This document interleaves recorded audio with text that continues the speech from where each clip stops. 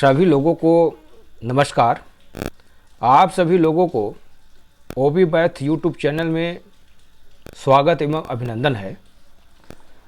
अभी तक सामान्य अध्ययन की टेस्ट श्रृंखला में विज्ञान और राज्य व्यवस्था का वस्तुनिष्ठ प्रश्न 1000 से अधिक प्रश्नों का अभ्यास करा चुके हैं।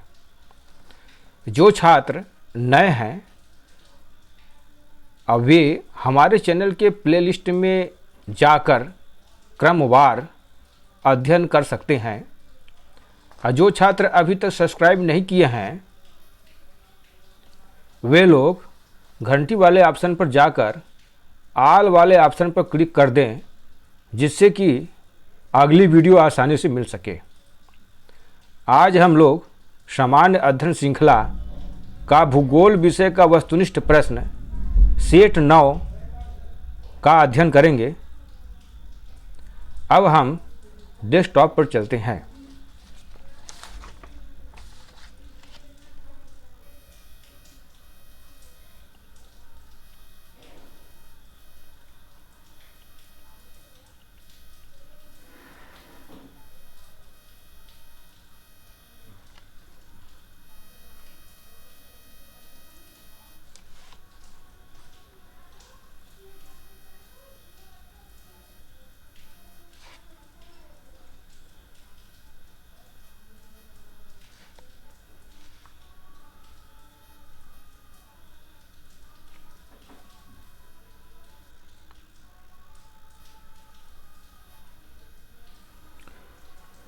यहाँ प्रश्न है, क्या कारण है कि भारत की तटरेखा पर अच्छे बंदरगाहों की कमी है? इसमें ऑप्शन नंबर ये दिया है क्योंकि हमारी तटरेखा प्रायः सीधी और सपाट है। ऑप्शन नंबर बी दिया है क्योंकि लंबी और गहरी खाड़ियाँ हमारी तटरेखा से लगभग मिली हुई हैं। ऑप्शन नंबर सी दिया है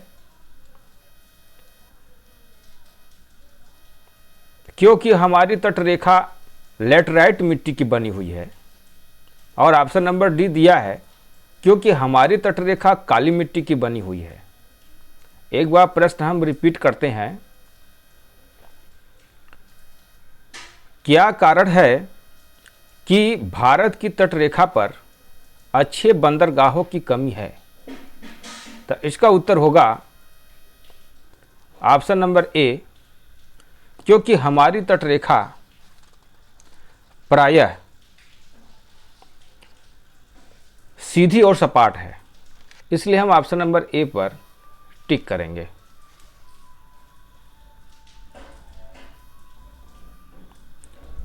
अगला प्रश्न है, सुमेलित कीजिए। इसमें ए में दिया है भरतनाट्यम, बी दिया है कुचिपुड़ी, सी दिया है कथक और डी दिया है ओडिसी। ये मिलान करना है। और दूसरे साइड में दिया है नंबर 1 में आंध्र प्रदेश, 2 में उत्तर भारत, 3 में उड़ीसा और 4 में तमिलनाडु। इसमें ए बी सी डी मिलान करने के दिया है।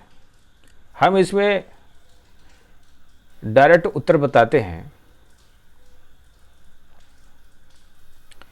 भरतनाट्यम का होगा तमिलनाडु, तो ये हो गया। अभी में कुचिपुड़ी का होगा आंध्र प्रदेश। सी में दिया है कथक, इसका होगा उत्तर भारत। और डी में दिया है ओडिसी, तो इसका होगा उड़ीसा। इसमें ए का 4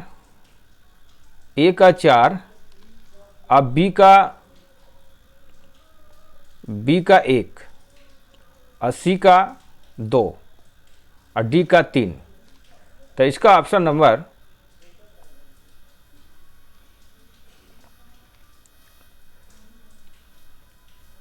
इसका ऑप्शन नंबर हो जाएगा ए का 4 और बी का 1, सी का 2, डी का 3। तो हम इसमें सी नंबर में चिन्ह लगाएंगे। अगला प्रश्न है,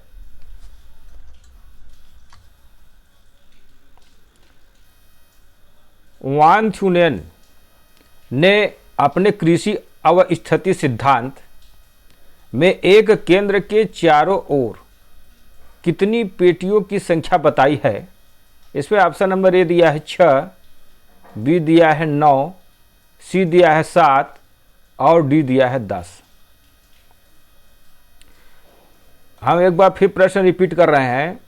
वान थ्यूनेन ने अपने कृषि अवस्थिति सिद्धांत में एक केंद्र के चारों ओर कितनी पेटियों की संख्या बताई है? तो इसका उत्तर होगा 6, ऑप्शन नंबर ए।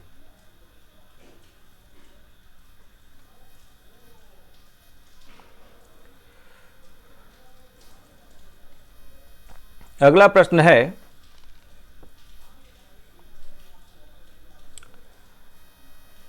निम्न में से किसे प्रकृति का सुरक्षा वाल्व कहा जाता है? इसमें ऑप्शन नंबर ए दिया है भूकंप, बी दिया है ज्वालामुखी, सी दिया है ओजोन गैस और डी दिया है नदियां। एक बार फिर प्रश्न सुन लीजिए।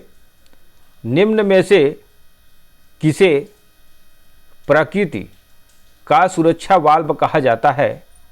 तो इसका उत्तर होगा ज्वालामुखी। प्रकृति का सुरक्षा वाल्व ज्वालामुखी। अगला प्रश्न है,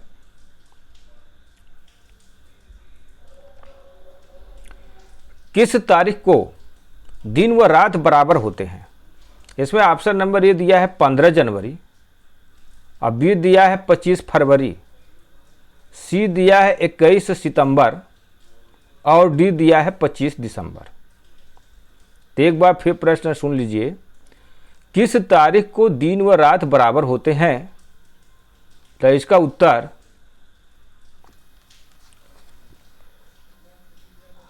21 मार्च और 23 सितंबर को दिन और रात बराबर होते हैं।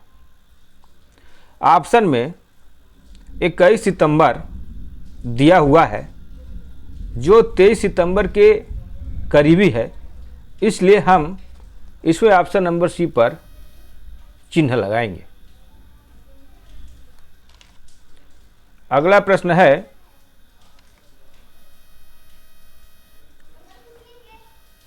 उज्जैन का प्राचीन काल में क्या नाम था?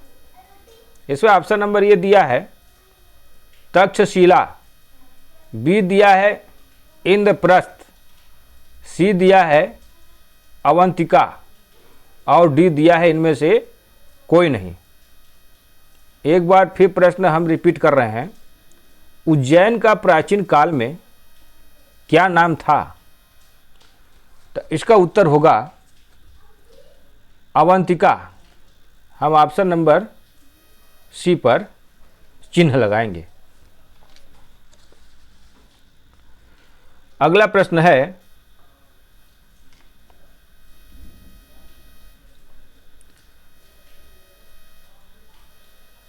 भूमध्य रेखीय प्रदेशों में पेड़ों पर चढ़ी लताओं को क्या कहा जाता है? इसमें ऑप्शन नंबर ए दिया है लियाना, ऑप्शन नंबर बी दिया है लाइकेन और सी दिया है पटाना और डी दिया है लोगान। एक बार फिर प्रश्न सुन लीजिए। भूमध्य रेखीय प्रदेशों में पेड़ों पर चढ़ी लताओं को क्या कहा जाता है? तो इसका उत्तर होगा लियाना, ऑप्शन नंबर ए।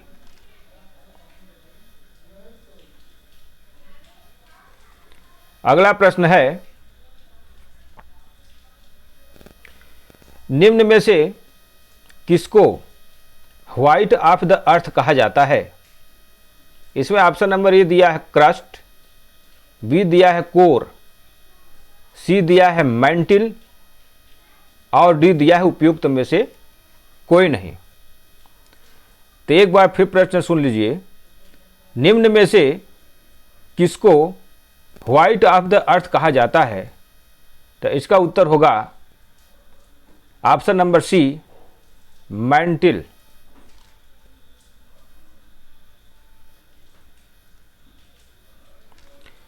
अगला प्रश्न है, हिमालय पर्वतीय क्षेत्र में मेनु सेंट्रल थर्स्ट कहाँ स्थित है? इसमें ऑप्शन नंबर ए दिया है बृहद हिमालय के उत्तर में, बी दिया है बृहद एवं लघु हिमालय के बीच, और सी दिया है लघु एवं शिवालिक हिमालय के बीच, और डी दिया है शिवालिक श्रेणी के दक्षिण में। एक बार फिर प्रश्न सुन लीजिए, हिमालय पर्वतीय क्षेत्र में मेनु सेंट्रल थर्स्ट कहाँ स्थित है? तो इसका उत्तर ऑप्शन नंबर बी बृहद एवं लघु हिमालय के बीच स्थित है। यह बृहद हिमालय और लघु हिमालय के बीच एक भ्रंश रेखा है जो 2200 किलोमीटर की लंबाई में स्थित है। अगला प्रश्न है,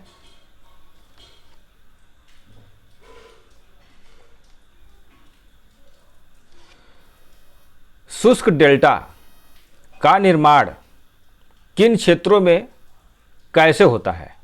इसमें ऑप्शन नंबर ए दिया है समुद्र तटीय क्षेत्रों में नदियों द्वारा पुराने डेल्टा को छोड़ देने से, अब बी दिया है पर्वतपात प्रदेश में जहां नदियां पर्वतीय भाग को छोड़कर मैदानी भाग में प्रवेश करती हैं, और सी दिया है नदियों में संगम क्षेत्र में उनके सम्मिलन से, और ऑप्शन नंबर डी दिया है उपयुक्त में से कोई नहीं।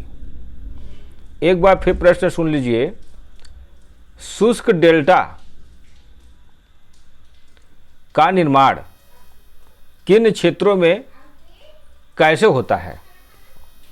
तो इसका उत्तर होगा ऑप्शन नंबर बी पर्वतपात प्रदेश में जहां नदियां पर्वतीय भाग को छोड़कर मैदानी भाग में प्रवेश करती हैं। तो इसलिए इसे हम बी में टिक करेंगे। अगला प्रश्न है, दो दक्षिणी अमेरिकी देश पूर्णतः भू आवेष्टित हैं, जिसमें एक है पैराग्वे और दूसरा देश कौन सा है? इसमें ऑप्शन नंबर ए दिया है चिली, बी दिया है बोलिविया, सी दिया है ब्राज़ील और डी दिया है यूरुग्वे। एक बार फिर प्रश्न सुन लीजिए, दो दक्षिणी अमेरिकी देश पूर्णतः भू आवेष्टित हैं, जिनमें एक है पैराग्वे और दूसरा देश कौन सा है? तो इसका उत्तर होगा option number B Bolivia.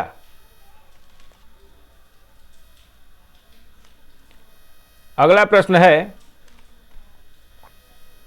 Australia एवं पापुआ न्यू गिनी को कौन अलग करता है?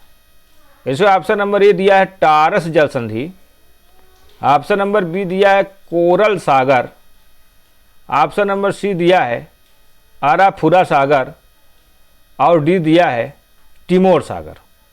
एक बार फिर प्रश्न सुन लीजिए, ऑस्ट्रेलिया एवं पापुआ न्यू गिनी को कौन अलग करता है?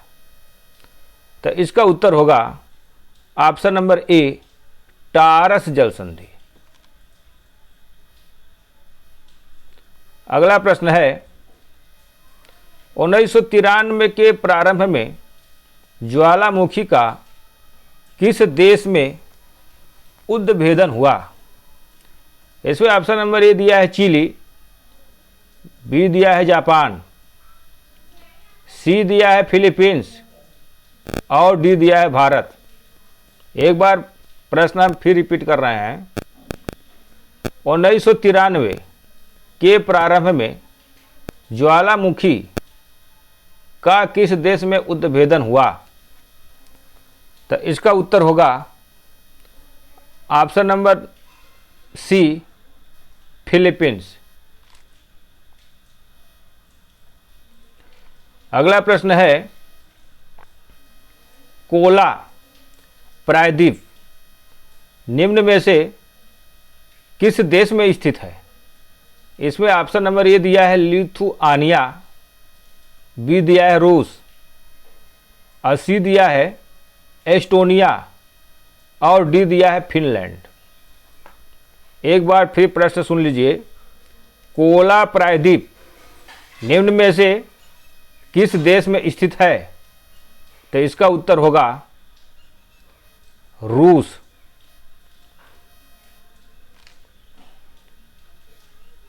अगला प्रश्न है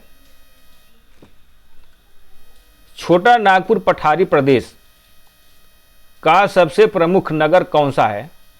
इसमें ऑप्शन नंबर ए दिया है हजारीबाग, बी दिया है रांची और सी दिया है जमशेदपुर और डी दिया है खुंटी। एक बार फिर प्रश्न सुन लीजिए। छोटा नागपुर पठारी प्रदेश का सबसे प्रमुख नगर कौन सा है? तो इसका उत्तर होगा रांची। अगला प्रश्न है पाल घाट दर्रा निम्न में से किन दो राज्यों को जोड़ता है? इसमें ऑप्शन नंबर ए दिया है केरल तमिलनाडु, बी दिया है कर्नाटक तमिलनाडु और सी दिया है आंध्र प्रदेश तमिलनाडु और डी दिया है कर्नाटक केरल।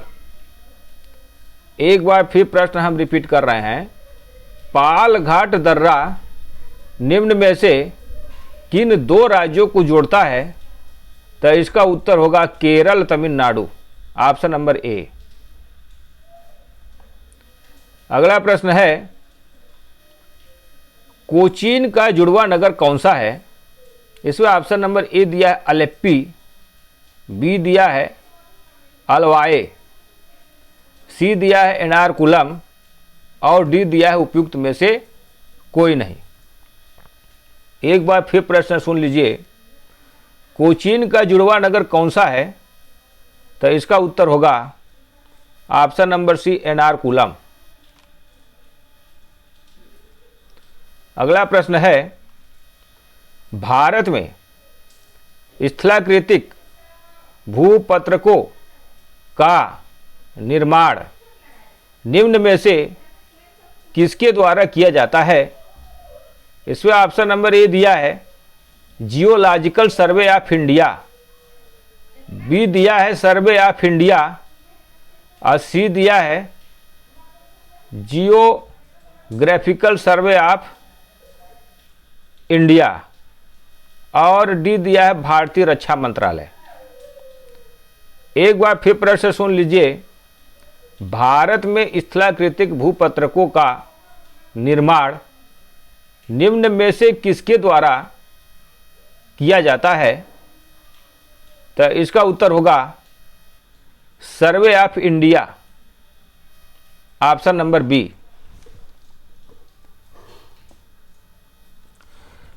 अगला प्रश्न है एनु जनजाति कहाँ पाई जाती है?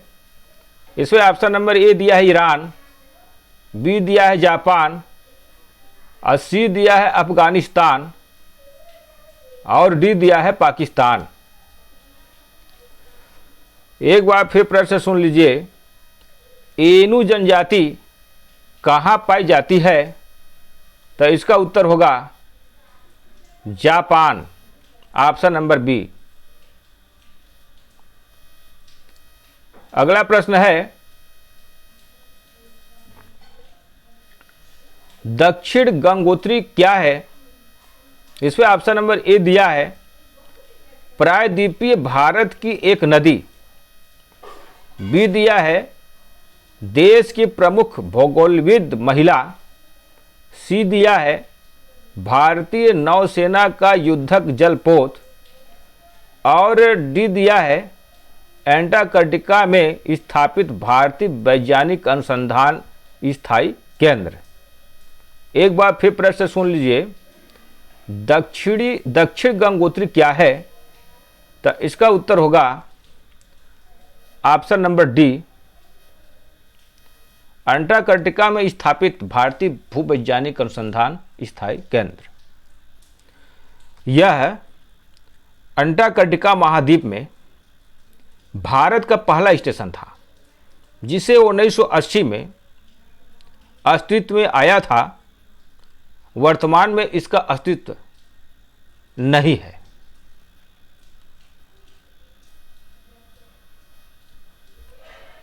अगला प्रश्न है, विश्व का एकमात्र हिंदू राष्ट्र निम्न में से कौन सा है? इसमें ऑप्शन नंबर ए दिया है मॉरिशस, बी दिया है नेपाल, सी दिया है फिजी, और डी दिया है भूटान। एक बार फिर प्रश्न सुन लीजिए, विश्व का एकमात्र हिंदू राष्ट्र निम्न में से कौन सा है? तो इसका उत्तर होगा option number B, Nepal. Nepal 2008 तक हिंदू राष्ट्र था, लेकिन 2008 में इसे धर्मनिरपेक्ष राष्ट्र घोषित कर दिया गया है। यह वर्तमान में हिंदू राष्ट्र नहीं है।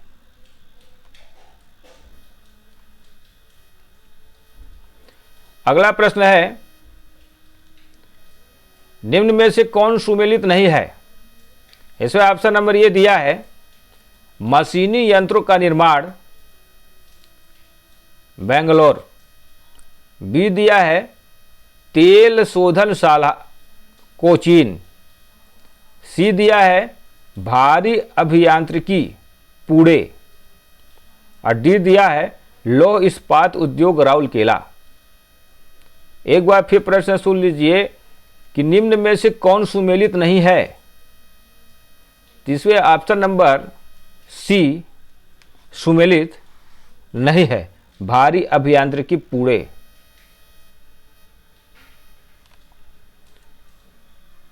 बाकी सब सुमेलित हैं। अगला प्रश्न है, सौर मंडल में सबसे बड़ा ग्रह कौन सा है? इसमें ऑप्शन नंबर ए दिया है बृहस्पति, बी दिया है वरुण, सी दिया है उरड यूरेनस, और डी दिया है शनि। एक बार फिर प्रश्न रिपीट कर रहे हैं, सौर मंडल में सबसे बड़ा ग्रह कौन सा है? तो इसका उत्तर होगा बृहस्पति। बृहस्पति सौर मंडल का सबसे बड़ा ग्रह है। यह एक गैस दानव है। अगला प्रश्न है, दक्षिण भारत में प्रवाहित होने वाली किस नदी का थाला सबसे बड़ा है? इसमें ऑप्शन नंबर ए दिया है महानदी, बी दिया है कृष्णा, सी दिया है गोदावरी, और डी दिया है कावेरी। एक बार फिर प्रश्न सुन लीजिए, दक्षिण भारत में प्रवाहित होने वाली किस नदी का थाला सबसे बड़ा है? तो इसका उत्तर होगा गोदावरी, ऑप्शन नंबर सी। अगला प्रश्न है, सस्य गहनता की दृष्टि से भारत का सबसे समृद्ध राज्य कौन सा है? इसमें ऑप्शन नंबर ए दिया है पंजाब, बी दिया है पश्चिम बंगाल, सी दिया है हरियाणा और डी दिया है उत्तर प्रदेश। एक बार फिर प्रश्न सुन लीजिए, शस्य गहनता की दृष्टि से भारत का सबसे समृद्ध राज्य कौन सा है? तो इसका उत्तर होगा पंजाब, ऑप्शन नंबर ए। अगला प्रश्न है, निम्न में से कौन सी मृदा भारत में सर्वाधिक क्षेत्रफल 43.7% पर विस्तृत है? इसमें ऑप्शन नंबर ए दिया है जलोढ़, बी दिया है काली, सी दिया है लाल और डी दिया है मरुस्थली। एक बार हम फिर प्रश्न रिपीट कर रहे हैं, निम्न में से कौन सी मृदा भारत के सर्वाधिक क्षेत्रफल 43.7% पर विस्तृत है? तो इसका उत्तर होगा जलोढ़, ऑप्शन नंबर ए। जलोढ़ मिट्टी भारत में सर्वाधिक क्षेत्र पर है। यह 14.25 वर्ग किलोमीटर पर फैला हुआ है।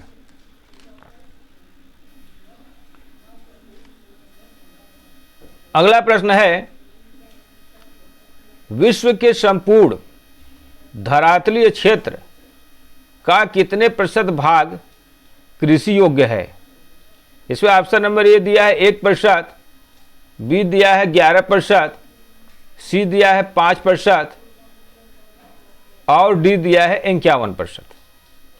एक बार फिर प्रश्न रिपीट कर रहे हैं, विश्व के संपूर्ण धरातलीय क्षेत्र का कितने प्रतिशत भाग कृषि योग्य है? तो इसका उत्तर होगा 11%। अगला प्रश्न है, अंतर्राष्ट्रीय तिथि रेखा की स्थिति निम्न में से किसके निकटतम है? इसमें ऑप्शन नंबर ए दिया है 0 डिग्री अक्षांश, ऑप्शन नंबर बी दिया है 180 डिग्री पूर्वी एवं पश्चिमी देशांतर, ऑप्शन नंबर सी दिया है 0 डिग्री देशांतर और ऑप्शन नंबर डी दिया है 90 डिग्री पूर्वी एवं पश्चिमी देशांतर। एक बार फिर प्रश्न सुन लीजिए, अंतर्राष्ट्रीय तिथि रेखा की स्थिति निम्न में से किसके निकटतम है? तो इसका उत्तर होगा ऑप्शन नंबर बी 180 डिग्री पूर्वी एवं पश्चिमी देशांतर। अंतर्राष्ट्रीय तिथि रेखा प्रशांत महासागर के बीचों बीच 180 डिग्री यामोत्तर पर उत्तर से दक्षिण की ओर खींची गई एक काल्पनिक रेखा है। अगला प्रश्न है, यहूदियों का पूजा स्थल क्या कहलाता है? इसे ऑप्शन नंबर ए दिया है चर्च, बी दिया है सिनेगॉग, सी दिया है मस्जिद और डी दिया है इनमें से कोई नहीं। तो एक बार फिर प्रश्न सुन लीजिए, यहूदियों का पूजा स्थल क्या कहलाता है? तो इसका उत्तर होगा ऑप्शन नंबर बी सिनेगॉग।